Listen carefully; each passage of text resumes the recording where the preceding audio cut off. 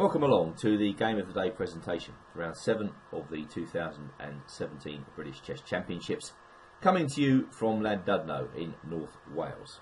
I'm International Master Andrew Martin, and today we're going to focus on a typically imaginative performance by Grandmaster Gawain Jones, who's playing black against the very dangerous and talented Jovanka Huska, England's #1 female player.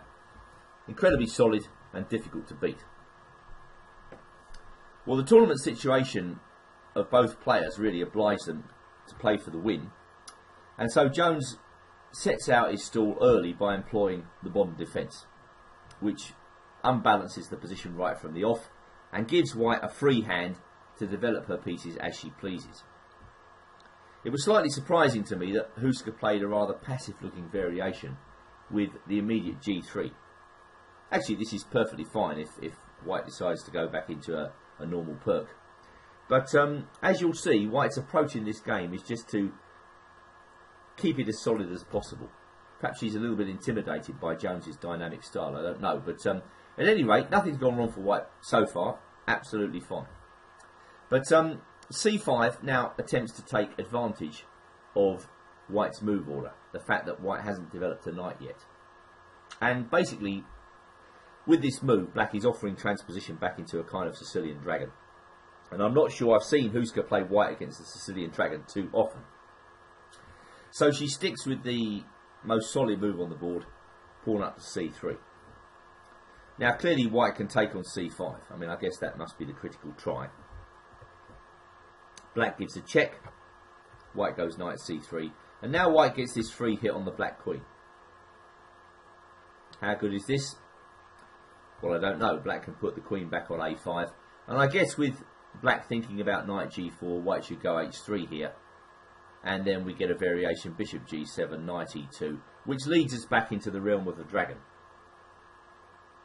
Again, sometimes in the g3 line against the dragon, you don't necessarily see White's bishop coming out to e3 this early.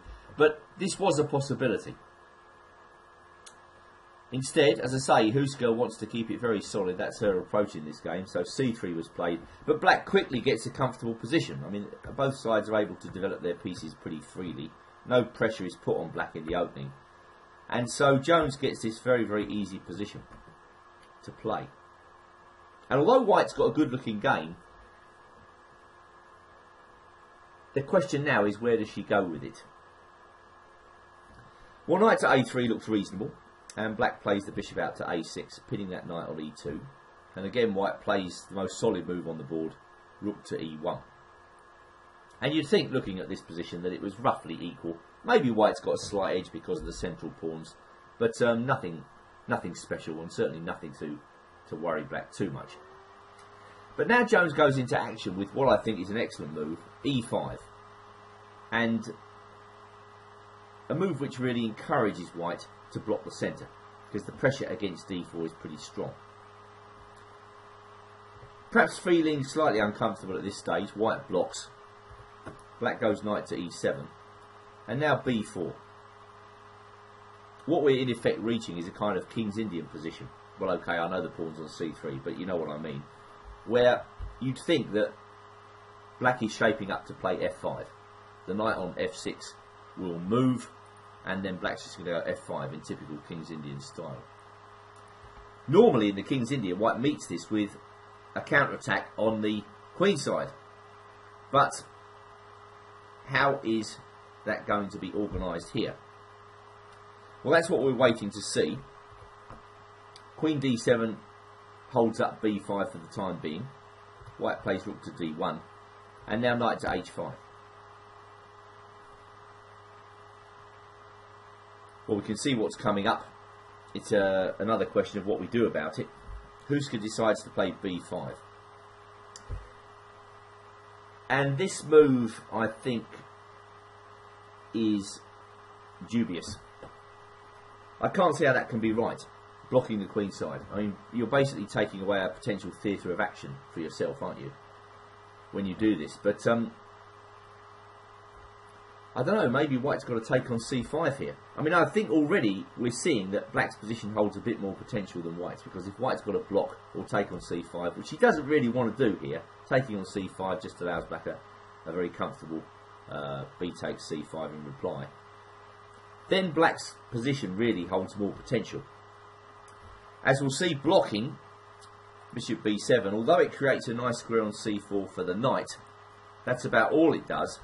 And black is going through with f5 as a matter of rote here on the next turn. So queen to d2 was played, f5,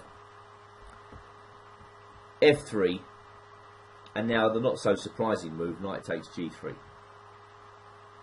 White could have expected this, but although the brakes are put on black's attack temporarily, I think white has some pretty serious problems now with the dark squares around her king. And now it's a question of how black takes things further. Well, in the commentary room we were looking at king h8. We thought Jones would play that. And another typical King's Indian move is before us, with black vacating the g8 square for the knight. And after that you've got ideas of bishop h6, as shown by the green arrow. Or the knight may continue the journey up to f6 and then out to h5. Really it's the f4 square that is the problem for white here. Black can occupy that square with a knight or a bishop, and this can cause white serious problems. So king h8 was a definite candidate move in this position.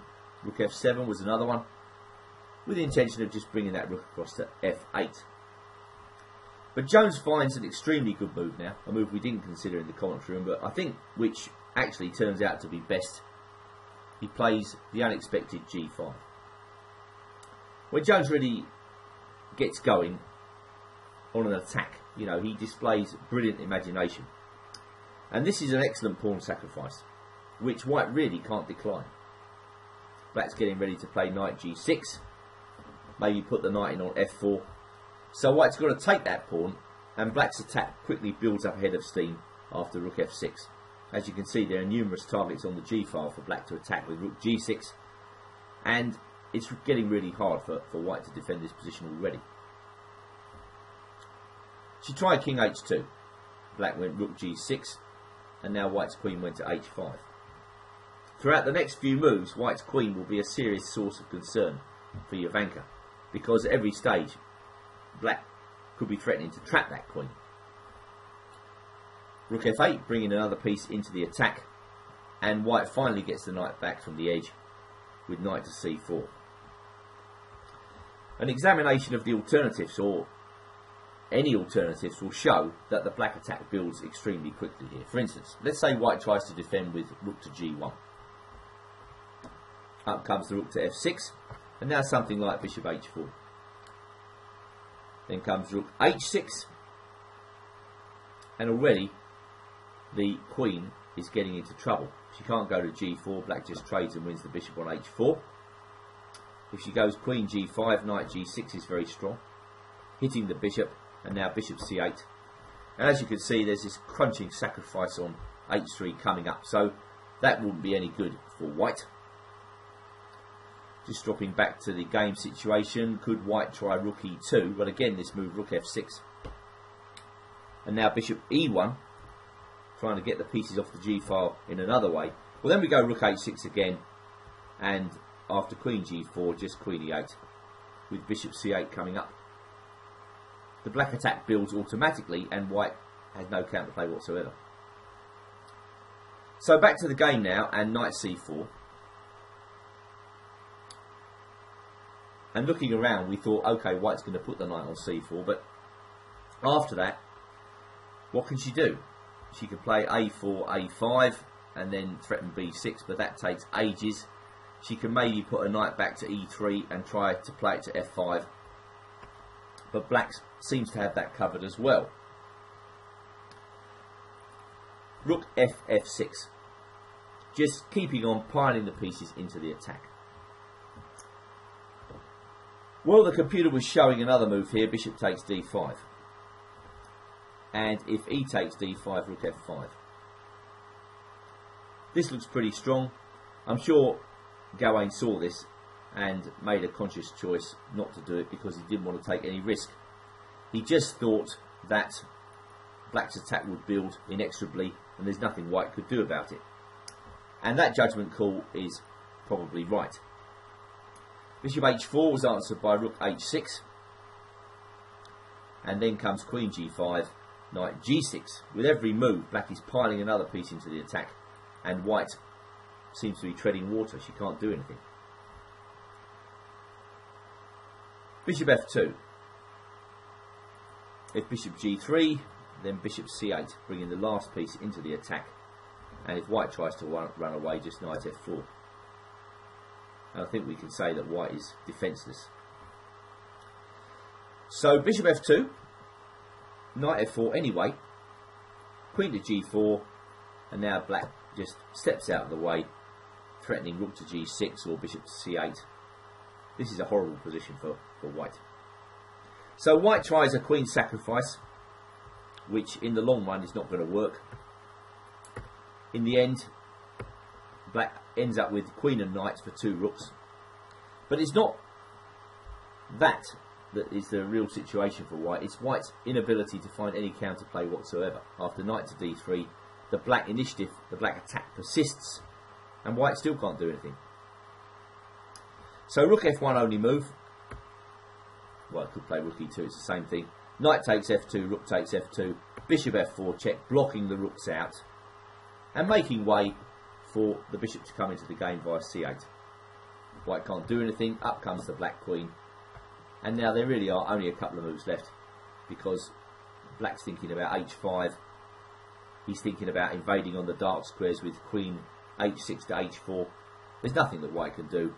Bishop g2, and now bishop g4 was the last move of this entertaining and well played game. Well, as I say, I was extremely impressed with that, because Jovanka is a very, very difficult person to beat when she sets her mind to it, and she can easily hit you on the rebound with some brilliant play herself. Black's attack, if we go back, sprung naturally from this excellent and imaginative move g5. That was for me the move of the game, because it's not easy to see. We didn't see it in the commentary room at all, and were surprised when it happened. But once it did happen, we saw the potential of Black's game.